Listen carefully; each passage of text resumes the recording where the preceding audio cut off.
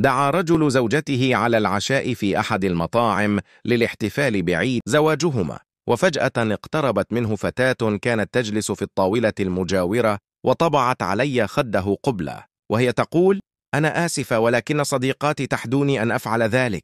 ثم انصرفت الفتاة بكل ثقة إلى طاولتها دون احترام مشاعر الزوجة. نظر الرجل إلى زوجته فرأى الدمعة في عينيها، فقام في هدوء وسار إلى طاولة الفتاة ثم سكب في وجهها كأس العصير قائلا: آسف، ولكن دموع زوجتي تحدتني أن أفعل ذلك.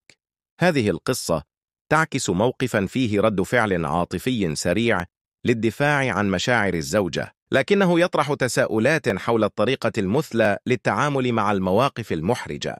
فبينما يظهر الرجل ولاءه لزوجته، إلا أن الرد بنفس الأسلوب قد لا يكون الحل الأمثل، حيث يمكن أن يؤدي إلى تصعيد غير ضروري. في مثل هذه الحالات ربما يكون الأفضل أن يواجه الموقف بأسلوب هادئ وحازم، كأن يعبر للفتاة عن عدم احترامها للخصوصية بطريقة مباشرة دون اللجوء إلى رد فعل قد يفسر على أنه غير لائق.